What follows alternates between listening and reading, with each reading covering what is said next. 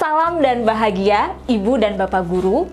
Bertemu kembali kita dalam episode belajar dengan materi membuat rubrik penilaian SMA dengan contoh mata pelajaran informatika. Saat Ibu dan Bapak Guru mengajak murid untuk mempelajari sesuatu, pasti mempunyai tujuan pembelajaran, bukan? Nah, bagaimana cara kita mengukur apakah tujuan pembelajaran sudah tercapai atau belum? Sebagai ilustrasi, ketika kita mengajarkan pada murid untuk membuat nasi goreng, bagaimana cara mengukur apakah murid sudah mampu membuat nasi goreng? Apa saja yang perlu kita perhatikan? Apakah hasil masakannya jadi nasi goreng? Rasa nasi gorengnya, tampilannya, dan cara memasak yang benar. Nasi goreng dan rasanya menggambarkan hasil kegiatan belajar memasak.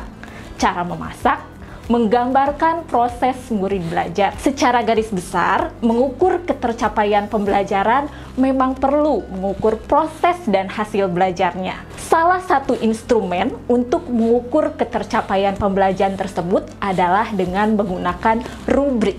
Rubrik dinyatakan dalam bentuk tabel terdiri dari 4 bagian, yaitu 1.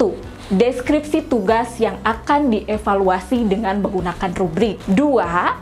Kriteria kinerja atau aspek pengukuran dari tugas tersebut. 3.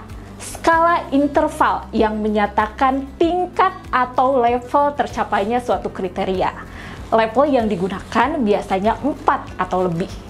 Semakin banyak level ketercapaiannya, semakin detail pengukurannya. Yang keempat, deskripsi ketercapaian setiap kriteria pada setiap level yang menggambarkan kemampuan yang diharapkan dari murid. Rubrik dapat digunakan sebagai asesmen formatif maupun asesmen sumatif. Bagaimana kita mulai menyusun rubrik? Setiap asesmen pasti mengarah ke suatu tujuan pembelajaran. Dan tujuan pembelajaran diturunkan dari kompetensi yang termuat dalam capaian pembelajaran di suatu fase. Untuk setiap tujuan pembelajaran, perlu ada indikator yang menunjukkan aspek ketercapaian tujuan tersebut. Jadi, saat Ibu Bapak hendak menyusun rubrik, cermati dulu tujuan pembelajarannya dan indikator yang diharapkan. Pada dasarnya, prinsip penyusunan rubrik adalah sama. Namun, karakteristik dari setiap mata pelajaran tentunya bisa mempengaruhi penyusunan rubrik. Kali ini, kita akan mengambil contoh rubrik untuk elemen algoritma dan pemrograman, yang kita singkat sebagai AP, dalam mata pelajaran informatika. Secara umum, rubrik dalam elemen AP kita kelompokkan untuk mengukur 3 hal. Pertama, proses, yaitu langkah yang dilakukan untuk menghasilkan suatu produk. Proses dievaluasi untuk memastikan bahwa murid mengikuti langkah bertahap secara benar dan dapat dipertanggungjawabkan. Kedua, produk, yaitu hasil dari aktivitas pembelajaran. Produk dievaluasi untuk memastikan kesesuaiannya dengan yang diharapkan. Umumnya, produk yang dihasilkan pasti benar jika proses dijalankannya juga benar. Ketiga, protokol serahan, yaitu bagaimana hasil diserahkan. Apakah tepat waktu, sesuai format yang disyaratkan, menggunakan cara yang ditetapkan, dan sebagainya. Evaluasi protokol serahan sering dipergunakan untuk mengukur aspek soft skill seperti disiplin, ketelitian, dan kecermatan. Selanjutnya, Ibu Bapak dapat merinci lagi apa saja yang akan diukur pada 3 hal tersebut, sehingga bisa mendapatkan gambaran rubrik seperti contoh pohon rubrik AP berikut. Pohon rubrik ini merupakan kerangka umum rubrik AP yang dapat dimanfaatkan untuk menilai tugas apapun. Namun, tidak harus semua tugas memenuhi semua rubrik ini. Perlu dirancang penyeimbangan beban tugas dan pengukuran capaian pembelajarannya. Yang penting, kita pastikan bahwa di akhir fase semua CP sudah tercapai dan terukur dengan jelas.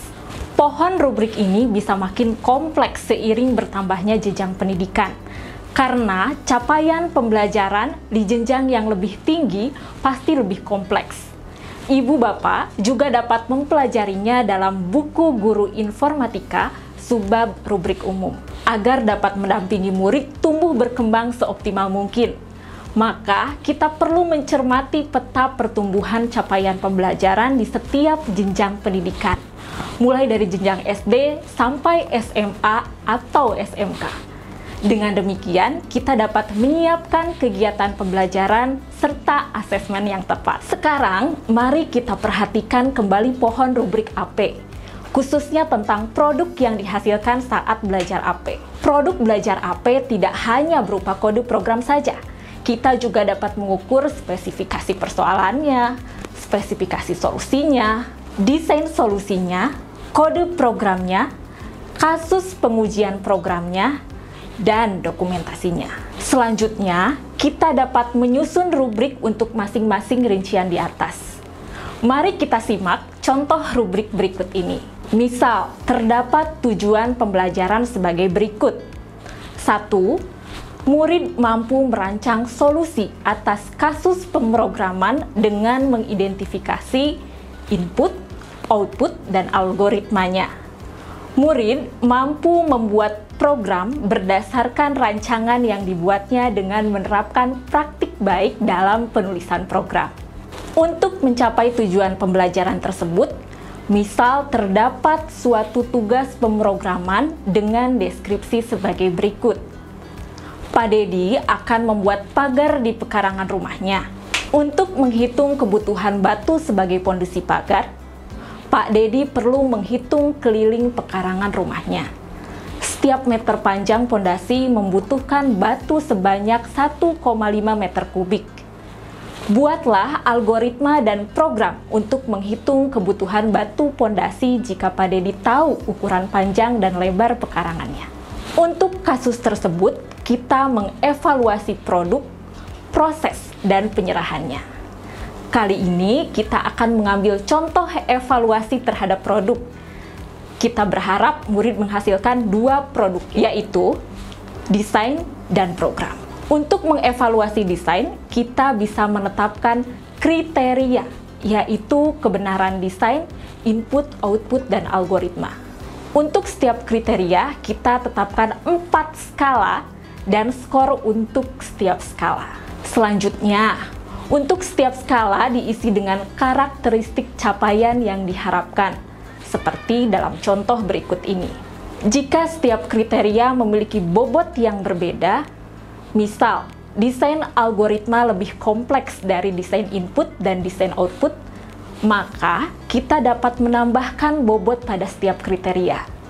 Namun, jika semua kriteria memiliki bobot yang sama, maka tidak perlu dicantumkan bobot pada kriteria.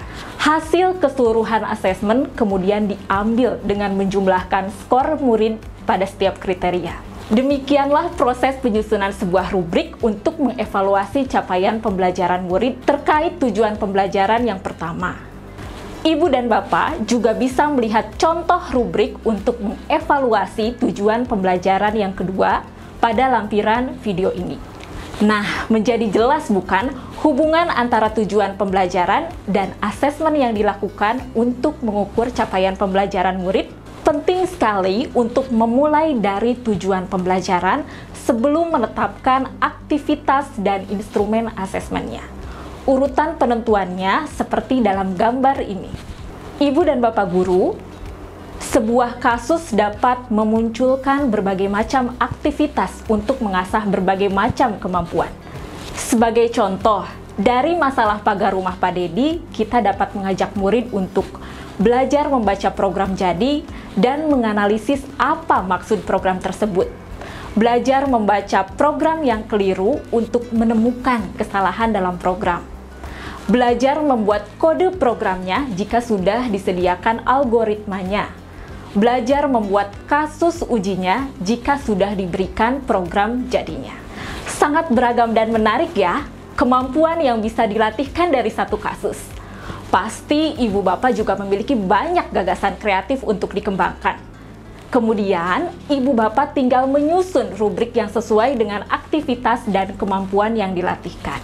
Ibu dan bapak guru hebat, barangkali ada yang berpendapat menyusun rubrik itu repot tampaknya. Tapi betulkah demikian? mari kita cermati manfaat dengan adanya rubrik assessment. Rubrik memudahkan dan menghemat waktu menilai pekerjaan murid, karena tidak perlu membandingkan pekerjaan murid satu dengan pekerjaan murid lainnya. Penilaian pun dapat dikelompokkan dengan sederhana. Kita cukup membandingkan pekerjaan setiap murid dengan kriteria dalam rubrik sehingga lebih objektif. Rubrik juga menjadi sarana untuk mengklasifikasikan capaian pembelajaran murid. Dan ingatkah Ibu dan Bapak Guru bahwa klasifikasi ini adalah salah satu konsep dalam bidang informatika yang sangat banyak manfaatnya. Kini kita menerapkannya pula dalam pembuatan rubrik. Rubrik juga bermanfaat bagi murid. Dengan adanya rubrik, murid dapat memperkirakan capaian dan nilai yang diperolehnya. Jadi, murid tidak akan kaget dengan nilainya nanti. Murid bahkan bisa merancang target capaian dan nilai yang diinginkannya saat belajar. Murid juga dapat diajak untuk mengisi rubrik penilaian diri dan juga temannya. Hasil isiannya diperbandingkan dengan rubrik yang diisi oleh guru untuk dibahas bersama-sama. Aktivitas ini bisa menjadi sarana melatih sikap percaya diri dan kejujuran. Ibu dan Bapak Guru hebat, banyak bukan manfaat dari rubrik? Harapan kita dengan adanya rubrik yang jelas, proses belajar menjadi semakin jelas dan memotivasi murid untuk merancang sendiri cara belajarnya sesuai target yang bisa diperkirakannya dari rubrik tersebut. Selamat berkreasi dan mencoba, Ibu dan Bapak Guru hebat. Salam dan bahagia!